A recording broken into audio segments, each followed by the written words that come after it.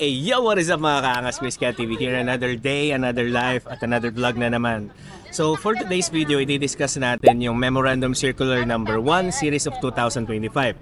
Kasi somehow maraming public comments, maraming messages na nako-confuse at hindi nila alam yung context ng Memorandum Circular. Bibigay ko po sa inyo yung aking insights. So bali hahatiin natin to sa 4 na parts. So tara, aralin natin. So hindi naman lingid sa kaalaman nating lahat na noong March 16, 2025 ay may naganap na national election sa may Max Restaurant, Luisita, Tarlac. And in the exigency of appropriate management, Mr. International Chairman, among others, I move that all positions be declared vacant. Kaya naman, nabakante ang lahat ng national position magsimula sa national chairman hanggang sa pinakababa ng NEC. So again, national lang po ito, hindi kasali ang provincial level, municipal at chapteral level. That the new national chairman is Colonel June Magno. Kaya ang ating bagong national chairman ay walang iba kung hindi si Colonel Julius Magno Jr. So, mabalik tayo sa Memorandum Circular. So, sabi dito, to all CIASI 61892 members and officers worldwide.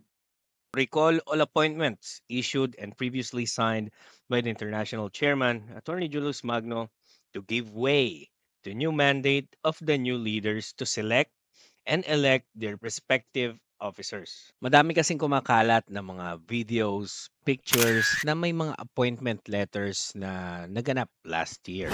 Iba sa mga rito ay direktang pinapirma kay Attorney Julius Magno. Ibig ko sabihin, nakaprint na yung papel, pupuntahan sa bahay niya at ipapapirma yung appointment. For example, si Tiger Luke pumunta kay Attorney Julius Magno at nakalagay doon na siya na ang bagong Intergalactic Secretary National Chairman. O diba? Tapos ipapublish niya yan online. And syempre lahat tayo, iisipin natin is totoo. Kaya naman napagkasunduan ng buong NEC na kailangan may signature ng National Chairman ng Pilipinas at ng International Vice Chairman, which is nag-iisang tao lang, si Colonel Julius Magno Jr. So, mabalik tayo sa ikatlong part ng letter na ito.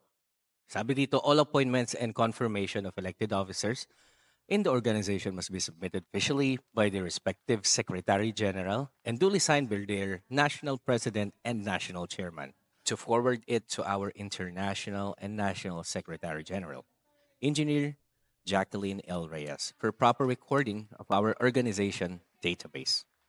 So, after ng signature ni IC at ni NC, tsaka pa lang siya papasok sa database or isasubmit sa Secretary General for proper recording. It is further instructed by the International Chairman that all documents are null and void without the proper prerequisite to ensure protocol among our chain of command. Tayong lahat ang magbe-benefit dito sa Memorandum Circular number 1 series of 2025 dahil mas pinatatag nito ang ating protocol at chain of command. Maiiwasan na natin dito yung mga appointment at saka yung mga direktang nag-a-assign or na-appoint nila yung mga sarili nila as one of the national officers nang hindi dumadaan sa board or National Executive Council. Ito po ay hindi gawa-gawa at mas maganda na rin na naipaliwanag nating mabuti at huwag kayong masyadong naniniwala sa mga ibang explanation lalo kung yung null and void lang ang pinapaintindi sa inyo. This will only take effect sa NEC or National Executive Council. So, sabi nga ni National Chairman, status quo lahat ng provincial, municipal at chapters natin. So, yun na nga mga kapatid. No? So, maraming salamat sa panonood and sana mas lumawak pa ang ating nalalaman patungkol dito sa Memorandum Circular na ito. So again, thank you so much for watching and God bless.